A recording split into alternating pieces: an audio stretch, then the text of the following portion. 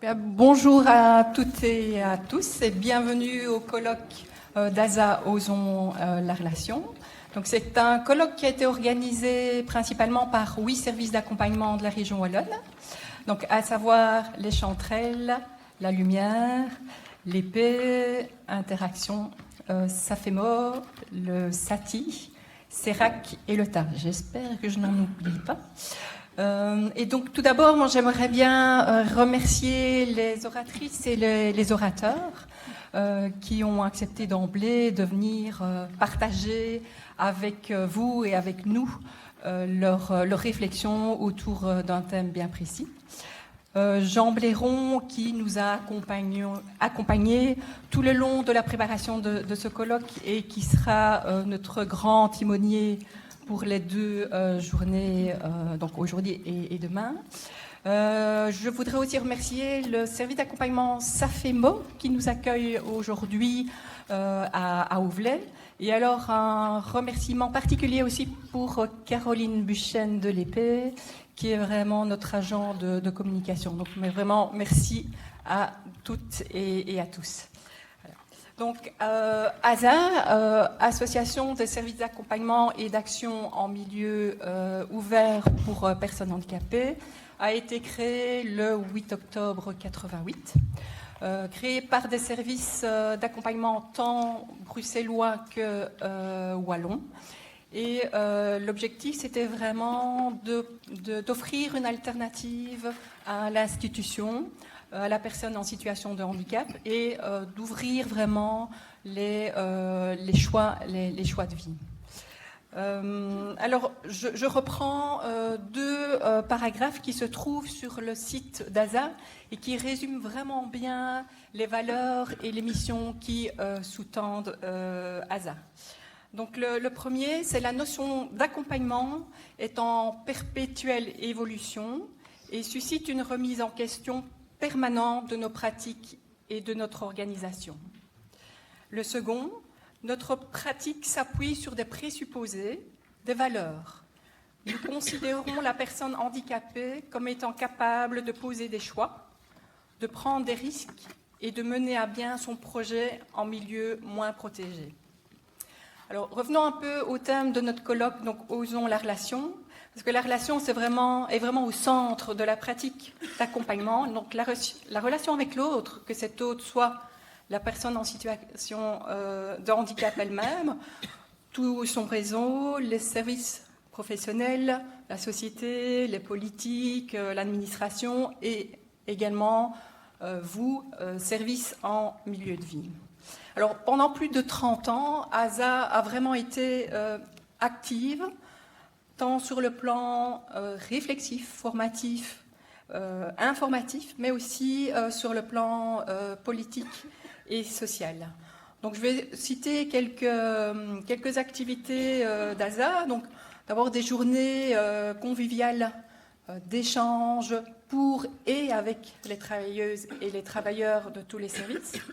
Alors, un ouvrage, donc le handicap pour une évaluation des services d'accompagnement, en collaboration avec Jean Blairon et Jacqueline Fastrez, et 24 services d'accompagnement de la région wallonne ont participé à l'élaboration de cet ouvrage.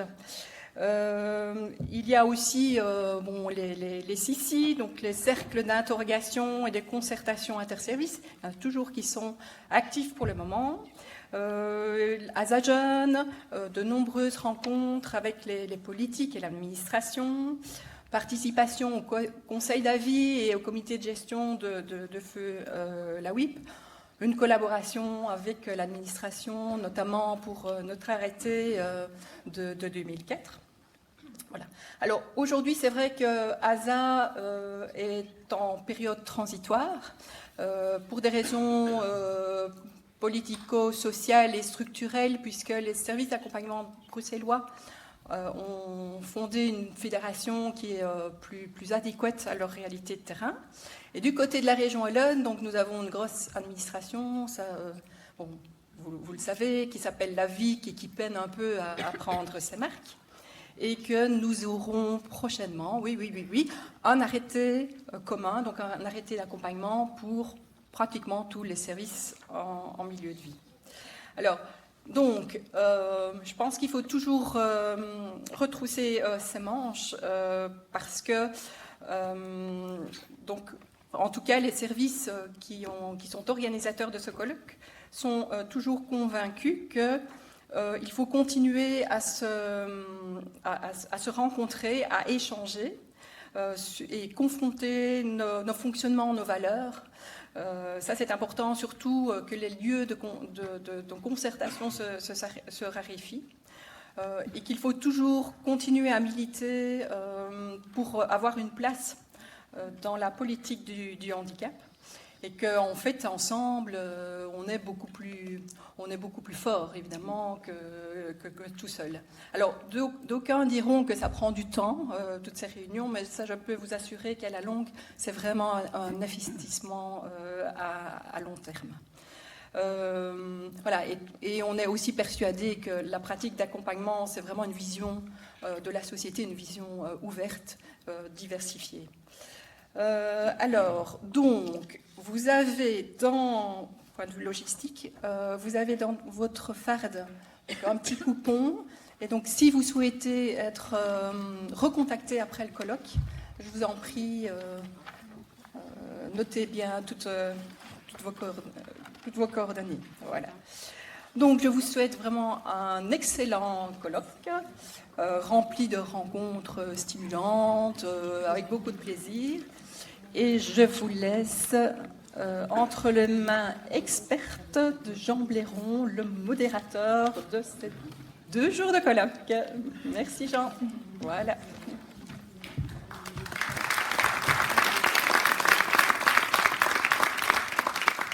Voilà, bonjour à toutes et à quelques-uns, si je vois bien.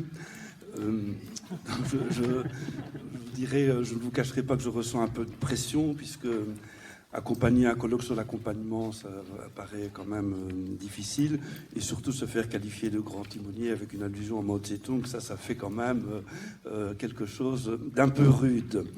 Bon, je me réjouis néanmoins de participer, j'allais dire une fois de plus, avec grand plaisir, à ces 2 journées d'exploration, de partage de points de vue et de construction de connaissances. Je crois que nous pouvons nous féliciter qu'une association d'associations comme l'ASA investisse dans un effort d'élaboration collective d'une pensée commune en ce qui concerne la mission même des associations d'accompagnement. Je vous dirais que ça change un peu, fort heureusement, de réunions corporatistes où on ne parle que technique ou gros ou petits sous. Je sais bien que c'est important, mais enfin, c'est bien de commencer par parler des missions. Alors, pour coélaborer cette pensée commune, donc nous avons décidé de fonctionner comme suit.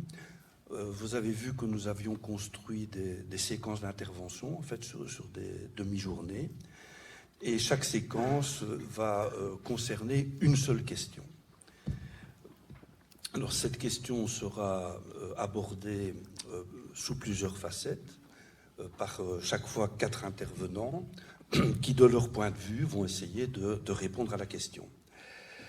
Alors, à chaque fois, c'est une équipe d'accompagnement qui va présenter la problématique, et ce que nous leur avons demandé, c'est qu'elle la présente telle qu'elle la voit et telle qu'elle la vive dans leur équipe, dans le travail de leur équipe. Et donc, chaque intervenant aura droit à 15 minutes. Je remercie chacun d'entre eux par avance de respecter le timing et de nous éviter, autant que faire se peut, en tout cas, de recourir à des rappels à l'ordre impératifs. Voilà. Alors, merci aussi d'éteindre vos GSM. Alors, donc, vous voyez, nous aurons sur une séquence de 2 heures, 1 heure d'exposé divers, diversifiés, et puis nous aurons pendant 1 heure l'occasion, effectivement, d'essayer d'élaborer ensemble, via des questions, des interventions que vous pourriez faire, et des interactions aussi entre les intervenants. Voilà comment nous allons fonctionner. Alors, la première question, celle de cette matinée, porte en toute logique sur le sens même de l'action. Donc Frédéric a dit l'accompagnement est en constante évolution. Peut-être. il y a peut-être quand même des fondamentaux, des transformations. Nous allons voir ça.